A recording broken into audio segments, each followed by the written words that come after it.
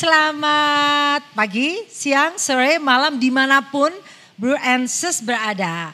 Lama kita gak ketemu ya, Lapak Ranca di season 2021 masih bersama saya Nyai Kedai Denny bersama program yang selalu menyajikan banyak informasi tentang produk-produk unggulan dari Sis Bro semua.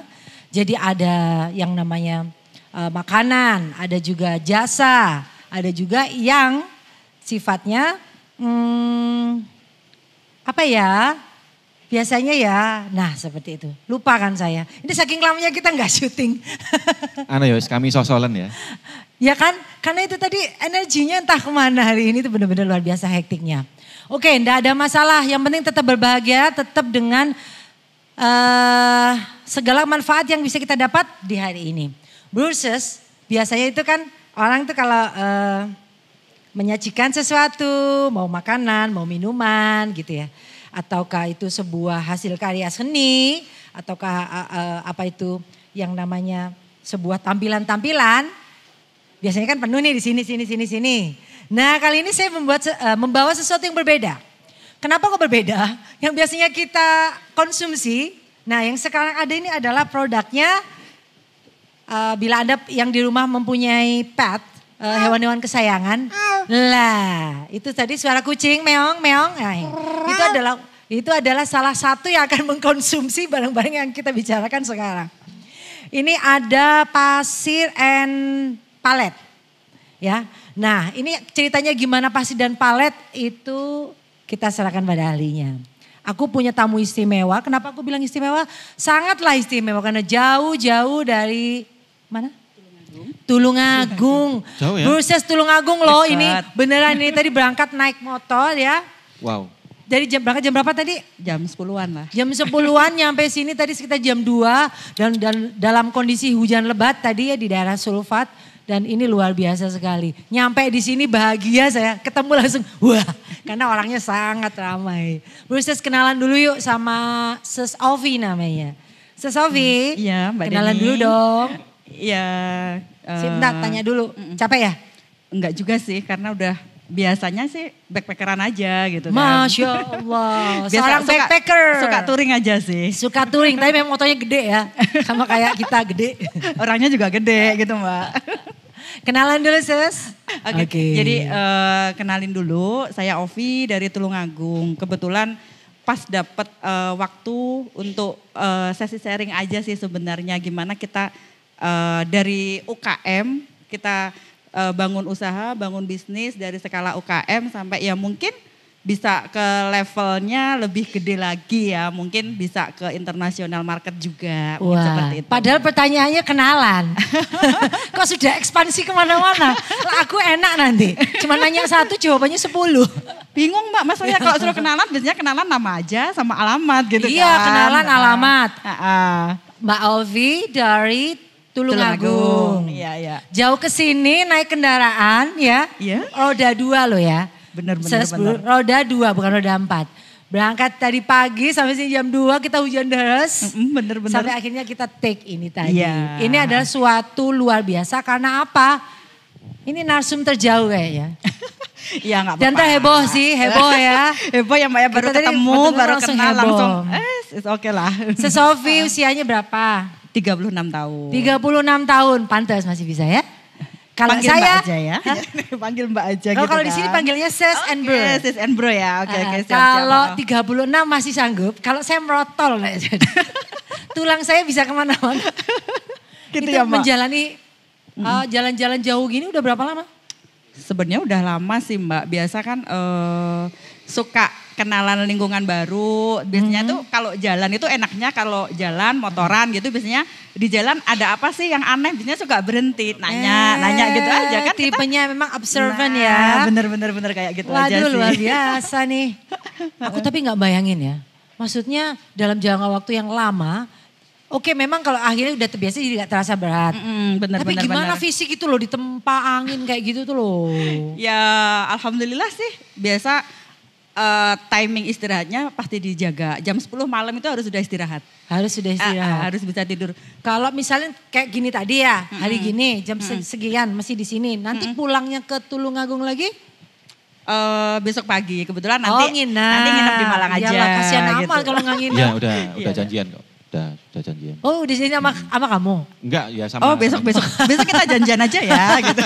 Oh ternyata sudah janjian. Iya udah janjian ada teman juga. Sudah lama di Malang apa ya? Kebetulan dulu sempat tinggal di Malang, mulai dari sekolahnya juga di Malang juga. Oh jadi iya sudah familiar aja lah. Malang, gitu. Iya benar. Boleh ngasih cerita-cerita dikit gitu tentang dulu kuliah di mana, aktivitasnya ngapain aja. Sebelum ke makanan, ke hal-hal yang ada di depan ini. Iya benar-benar. Kalau dulu kebetulan sih kuliah di Malang aja. Kebetulan basicnya itu saya bukan bisnis, bukan perdagangan. Saya anak akuntansi gitu kan. Saya accounting gitu kan. Oh agak anak jadi saya accounting, sempat kerja di beberapa tempat. Mulai dari sebagai administrasi, tax accounting, konsultan. Pada suatu saat itu di 2010 sih sambil kerja ikut orang. Tapi juga mencoba berwirausaha. Dimulai dari apa Mbak? Sebenarnya simple, jualan tahu susu sih waktu itu, tahun 2010. Waktu itu masih kuliah atau sudah selesai? Udah selesai. Waktu itu masih stay di Malang aja. Masih stay di Malang. Jadi jualan berangkatnya itu ngasah jiwa dagang dari tahu susu. Tahu gitu. susu dari mana tuh? Waktu itu kalau nggak salah tahu itu dari Jombang. Cuman ada agen di wilayah sini di Malang. Kebetulan saya dulu tinggalnya di Sawo Jajar kan. Oh gitu. Jadi ngambil aja. Kita taruh di melijo orang jualan sayur kayak gitu kan. Jadi saya kerja jam 8 berangkat pagi subuh itu naruh tahu-tahu kayak gitu. Ya pengalaman pertama sih kita nawarin barang, ada yang terima ada yang nolak gitu kan. Oh jadi gini ya jualan itu. Jadi jualan itu nggak mudah gitu. Kadang ya orang terima, kadang juga tolak. Kita berbesar hati aja. Tapi dari situ akhirnya berangkat juga semakin berkembang. Dalam artian berkembang itu dari tahu susu, terus ke yang lain-lainnya juga sih, dari makanan-makanan dan lain sebagainya. Terus pada akhirnya sempat belajar perdagangan juga di level yang lebih tinggi lagi sih, lebih besar ya, skopnya lebih besar. Skopnya lebih besar sih. Cuman modal nekat sih Mbak waktu itu. Bayangin, nggak punya produk, tapi ngotot ikut pameran internasional gitu kan. Cuman penasaran sih. Gimana sih rasanya kalau kita ketemu orang luar, kita bisa jualan produk Indonesia sama orang luar negeri. Sebenarnya simple itu. Nggak punya barang ikut pameran gitu aja. Lah terus yang dijual apa? Waktu itu kan sempat sama teman-teman di komunitas Malang juga. Teman-teman itu banyak bawa itu produk hasil Malang kayak keripik buah atau apa. Oh gitu. Iya. Saya ya cuman ikut di stand aja, di booth aja, tapi saya jalan-jalan gitu kan. Waktu itu pameran di Jakarta itu di 2017. 2017. Okay. Ya cuman pengen ngerasain gimana sih panggung panasnya internasional gitu aja sih. Terus kalau orang bilang nekat aja nggak punya produk, ikut ke sana gitu kan. Tapi ya dari situ akhirnya ketemulah di situ menekuni di awalnya itu dari kelapa. Jadi kelapa produk Indonesia itu memang sangat diminati orang luar negeri. Jadi lebih ke raw material gitu kan. Kayak kelapa gitu atau sih. kopra ya? Kelapa, jadi kelapa dan ya? turunannya. Jadi mulai kelapa bulatnya ya dari itu sampai ke Gula aren. Gula aren, kebetulan saya nggak pegang, tapi ada lebih ke coconut shell charcoal, jadi arang batok kelapanya. Oh iya. Kebetulan kita juga dapat bayar pertama, itu justru bukan di arangnya, tapi kita di limbah sawitnya. Oh, kalau nggak salah ya. Saya pernah denger jinglenya itu. Kalau nggak salah sih, tapi ya salah mungkin ya. Oh bener aja ya. Jadi ya gitu sih Mbak, terus pada akhirnya pandemi, udah banyak di rumah, stay di rumah, shipping line juga lagi harganya gila-gilaan, kita stop dagang gitu kan di rumah. Nah akhirnya bantulah di perusahaan pasir kucing ini. Jadi kayak gitu sih. Panjang juga ya. Maksudnya tapi ringkes di tahun-tahunnya ringkes sih. Dari segini.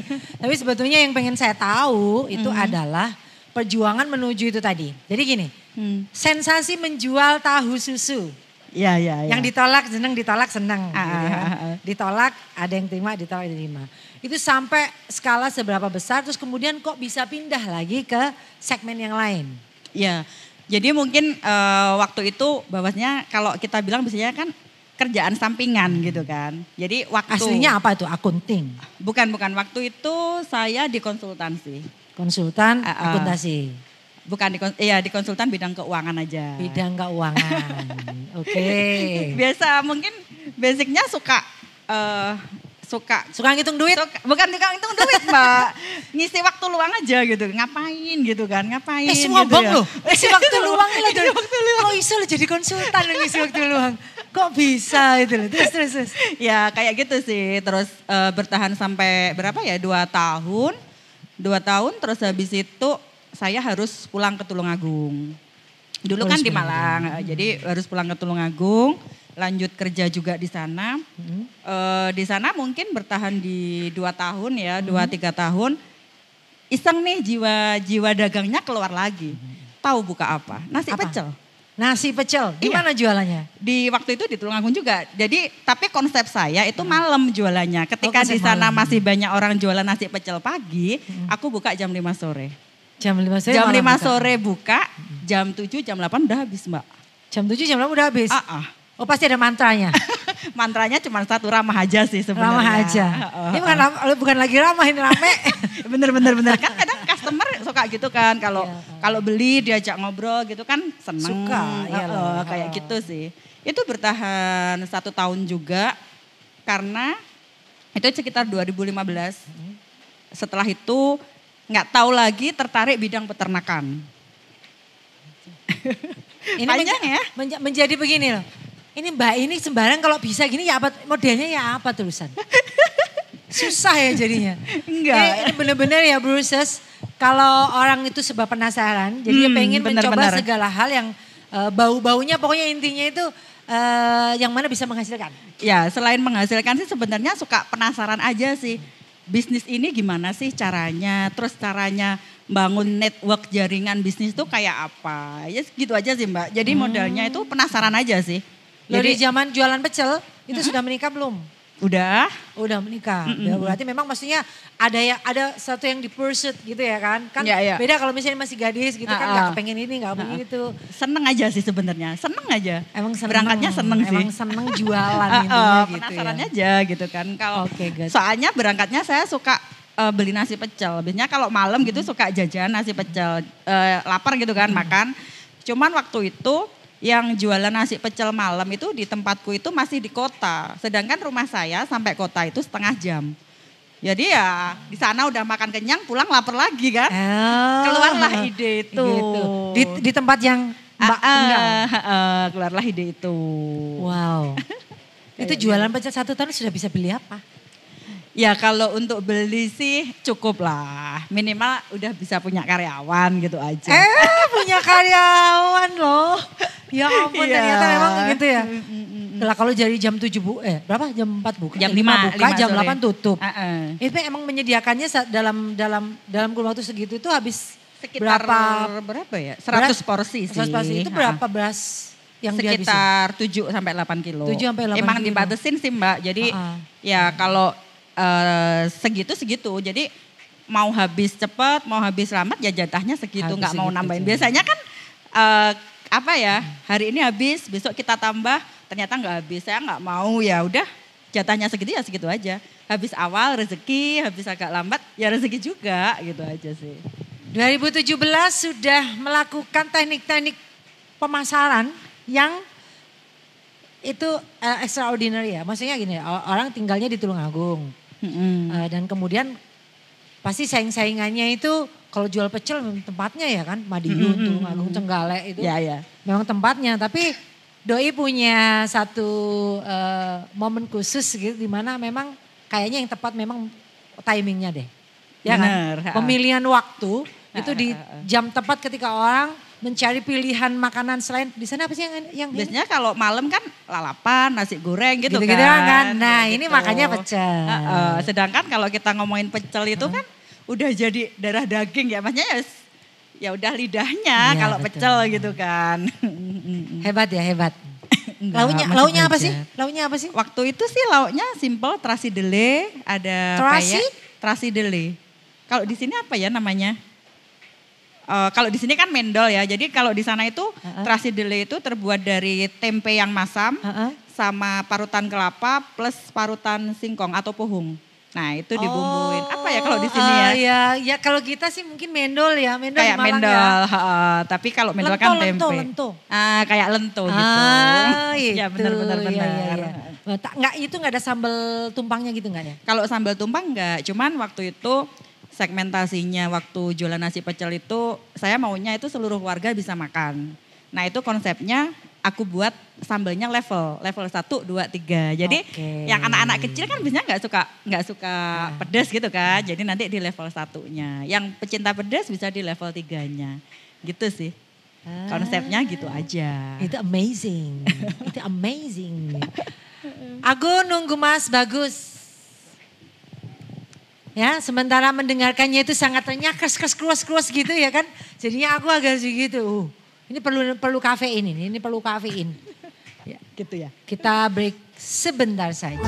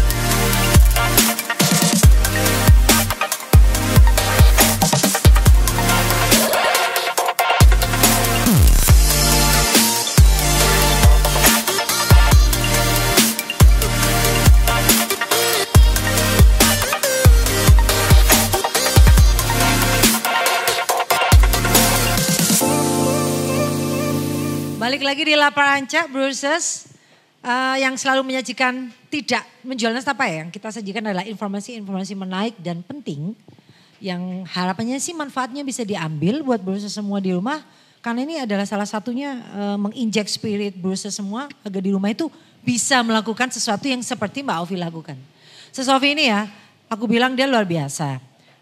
Aku gak tahu sifat curious itu datang dari mana. Apakah sudah menjadi DNA-nya? Atau memang keturunan keluarga yang sangat pinisirin?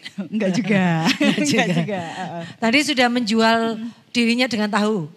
Menjual tahu. Menjual tahu ya benar. Menjual tahu. Terus kemudian jualan pecel.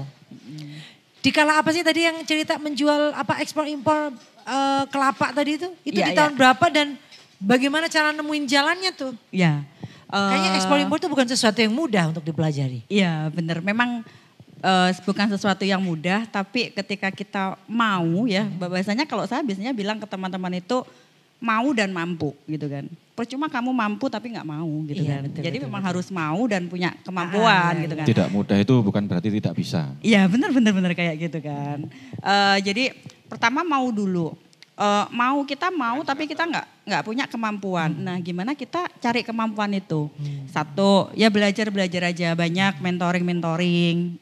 Kalau saya sih kalau boleh mengutip Ki Hajar Dewantara bahwasanya setiap tempat itu sekolah, setiap orang adalah guru. Sedap. Jadi kayak sedap gitu ini, sih. Sedap, ya. Jadi kayak gitu. Jadi biasanya saya itu sempat diajarin gitu kan, biasanya kalau kamu pengen tahu sesuatu deketin orang yang di situ. Gitu kan, deketin aja. Misalnya nih, biasanya kalau kamu mau harum deketin orang jualan minyak wangi, parfum gitu kan. Jadi kalau waktu itu penasaran, awalnya tuh ekspor itu apaan sih, kayaknya sesuatu yang wah gitu kan, amazing gitu kan. Jadi kayak prestige dan lain sebagainya kayak gitu kan. Bayangin kita di sini tapi kita bisa jualan ke luar negeri. Kita nggak perlu ke luar negeri, produk kita bisa diterima di banyak gitu kan. Itu kan sesuatu yang benar-benar excited banget gitu kan. Nah, akhirnya lah aku nyari gitu kan, nyari siapa sih yang udah pernah ekspor, caranya gimana, belajar. Jujur akhirnya ketemu di dinas mana yang ada di bidang ekspornya, saya belajar. Jadi kalau di Jawa Timur itu ada waktu itu namanya FTA, jadi Free Trade Agreement. Jadi memang jadi itu memang sebuah lembaga di bawah Kementerian Perdagangan. Oke. Kalau nggak salah di bawah Kementerian Perdagangan, tapi dia juga support UKM yang pengen go internasional gitu kan. Jadi kayak gitu. Emang mencari link dong ya? Yang jelas Iya, itu mencari dulu. Iya, mencari tahu atau ada temen yang kenal? Mencari tahu dulu ya biasa. Kalau kita sih pura-pura kenal aja sih, kan pengennya belajar gitu kan. Ya udah belajar aja gitu kan. Udah di situ terus tahu teman-teman waktu itu ada awalnya sih ada kelas ekspor memang waktu itu ikut seminar tapi nggak cukup sih sampai seminar. Biasanya kan kalau kita seringan seminar habis seminar udah gitu kan, nggak ada tindak lanjutnya. Nah tindak lanjutnya ini sebenarnya kembali pada diri kita sendiri. Kita mau nggak sih nekunin gitu. Memang banyak sih slogan ekspor gitu. Semua orang bisa ekspor gitu kan. Oke, semua orang bisa ekspor tapi nggak semua orang mampu. Di situ lagi. Jadi kayak gitu sih. Ya udah sih akhirnya belajar di situ sampai ngotot ikut pameran internasional. Jadi kalau di Indonesia itu ada event pameran internasional levelnya itu 1 tahun sekali di Jakarta. Jadi annual gitu ya. Jadi annual tahunan gitu itu namanya Trade Expo Indonesia. Jadi memang biasanya di situ menghadirkan seluruh negara, pedagang-pedagang seluruh negara yang ada di luar negeri. Itu datang ke Jakarta, biasanya di ISBSD Jakarta. Di BSD ya? Di BSD kayak gitu sih. Ya udah terus awal di situ ikut 2017 ke sana nggak ada produk, ya modal nekat aja sih, penasaran aja. Habis itu ketemu orang-orang, ngelihat buyer-buyer itu orang-orang luar negeri itu kan biasanya ngunjungin stand-stand gitu kan.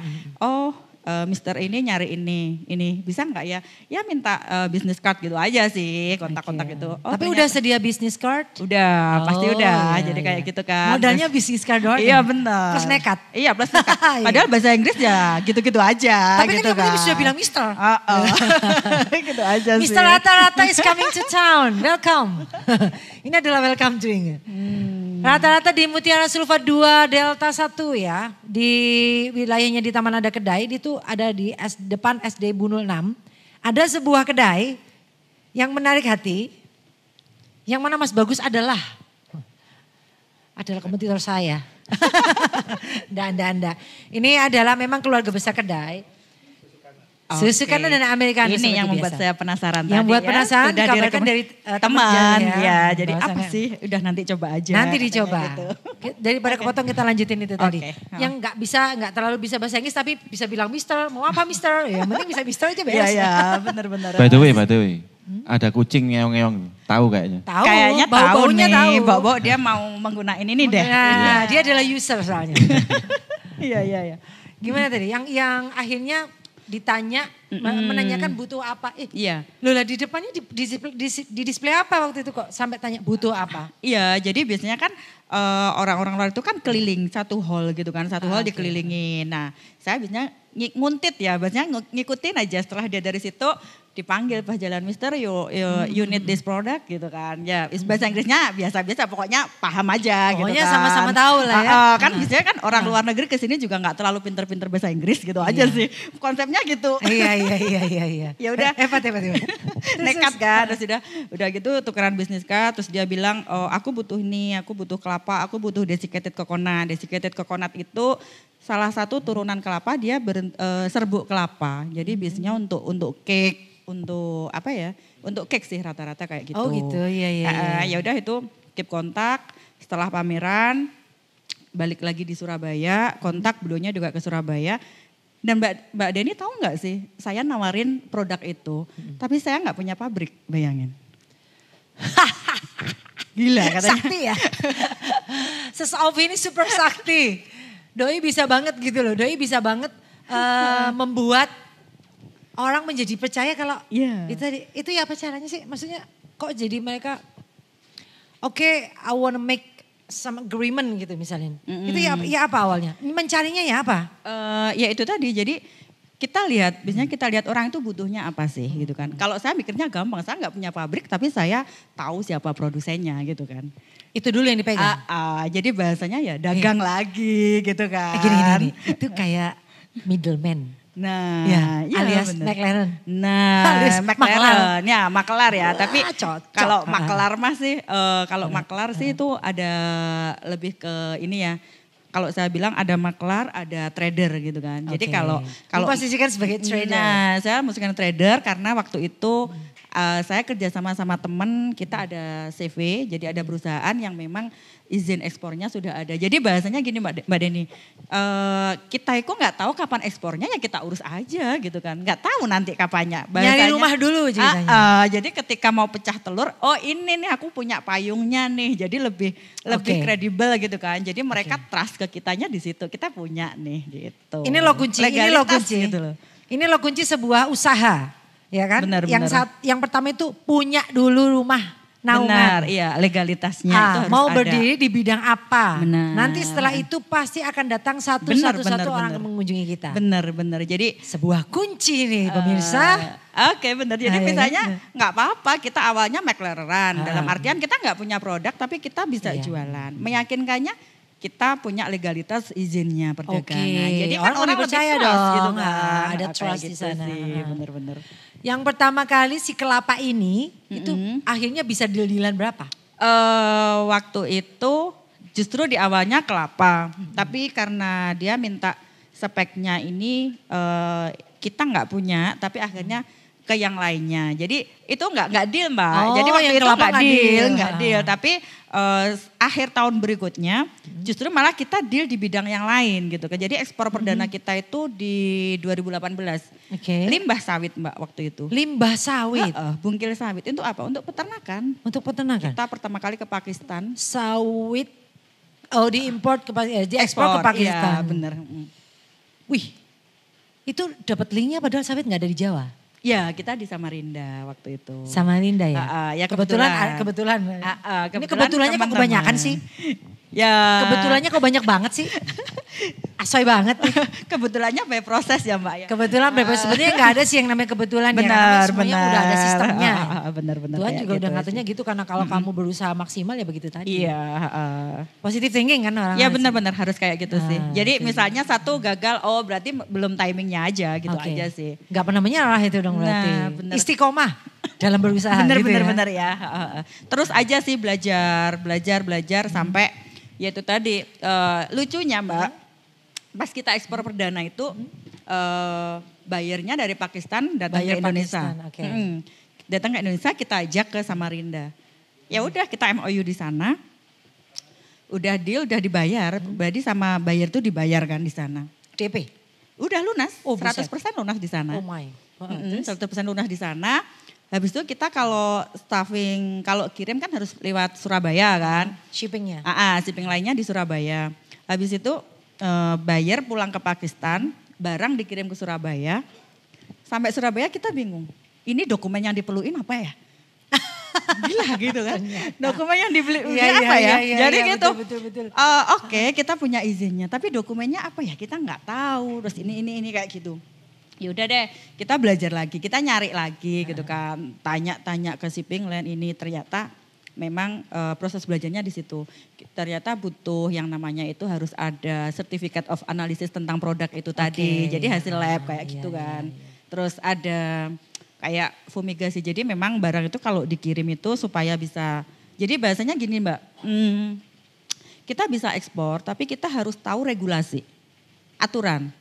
Aturan antar negara. Jadi kayak gitu. Indonesianya gimana, negara tujuannya kayak apa. Jadi memang kalau teman-teman mungkin nggak terlalu mengulik ini ya, karena biasanya teman-teman itu pasrah sama yang namanya shipping line. Kalau kita bukan tipe seperti itu, apa sih gitu kan? Kita cari gitu kan, ya kayak gitu aja sih. Penasarannya sampai situ. Ya udah. Tapi akhirnya lolos. Udah deadline jadwal kapal hari ini. Besok jadwal harus sudah loading. Saya finalisasi dokumen itu hari ini. Pertama kali saya harus terjun ke depo. Habis depo kelar restaffing, besok close container shipping line itu. Siang selesai saya langsung ke Jakarta ngurus izin dari kementerian. Bayangin dah langsung keluar dokumen ini disubmit untuk di sana. Tapi cepet ya? Ngurus-ngurus gitu kan sebenarnya cepet. Kalau kita bisa berkomunikasi sih, maksudnya komunikasi itu kita nggak malu bertanya. Terus kita sebenarnya kalau banyak teman-teman kadang bilang pemerintah regulasinya mempersulit, enggak. Menurut saya enggak. tergantung bagaimana kita berkomunikasi sih. Sangat membantu Mbak, welcome banget gitu aja kok orangnya. Pemerintahannya juga, yang penting kita tahu kita produknya apa, Pak saya butuh dibantu ini gimana ya kayak gini-gini. Ya gitu aja. Jadi mungkin banyak teman-teman yang punya gambaran katanya ekspor itu dipersulit dari sini. Saya yang udah jalanin enggak. Maksudnya itu enggak dalam artian itu ya itu tadi tanya aja yang pada tupoksinya gitu. Kan kadang kita maunya tanya tapi kita nggak ngerti yang mau kita tanyain apa. Betul. Nah ya itu yang kesannya itu dipersulit kayak gitu. Karena aku udah menguasai medan, ini ceritanya kalau perang namanya tentara udah menguasai medan. Jadi ketika gitu sudah harus melakukan perjuangannya ya udah tahu tempatnya. Bener-bener kayak gitu. Begitu Bruces, itu sebetulnya ekspor impor itu bukan sesuatu yang sulit sebetulnya dan tidak dipersulit kalau Anda tahu betul jalan kemana, tujuannya apa, yang mau ditanyakan apa. Sehingga jawaban itu pasti tepat. Udah tepat di yang diinginkan. Ya, gitu. Nah gitu itu sih. Pertama kali yang dapat shipping sawit, itu telah menghasilkan apa dan menguntungkan apa kira-kiranya? Satu yang pasti pengalaman, ilmu ya. Pengalaman itu yang saya bilang pengalaman itu sangat berharga di situ. Proses perjuangan panjangnya sampai harus lari Surabaya, Samarinda, Jakarta kayak gitu. Tapi lega gitu. Oh ternyata gini gitu kan. Ya kalau sisi materi sih ada, nggak harus berlebih ya, tapi ada. Tapi yang mahal itu justru prosesnya. Kalau saya bilang prosesnya kayak gitu. Ya itu tadi ilmu sih sebenarnya seperti itu. Jangan malu bertanya aja kuncinya, udah itu aja. Waduh, ini aku belum full ya. Ini otak saya belum full karena aku masih mau banyak menanyakan sesuatu. Ini kan benar-benar aku nggak sama sekali mengerti tentang dunia seperti ini. Beruntung saya punya narsum seperti Sis Ovi. Dari datang dua keceriaan tuh udah yang kayaknya sudah signal baik bahwa Doski ini memang sangat bermanfaat. Kayak aku memanfaatkan orang aja. Bukan seperti itu. Bruces harus tahu ya, setiap langkah-langkah yang Anda mau jalani di setiap apa usaha yang Anda mau juga tekuni. Nah itu tadi ilmu harus ada dulu. Yeah. Sikap-sikap curious ya, ini menghasilkan akhirnya banyak ilmu yang didapat. Jadi tunggu di part 2-nya kami akan membahas tentang sesuatu yang sifatnya meong-meong tadi itu. Meong-meong dan guguk-guguk itu tadi. Ya. Rengginangnya kucing ya? Rengginangnya kucing. Kucing suka kremes sekarang. Iya. Oke Bruces, lihat dulu ya.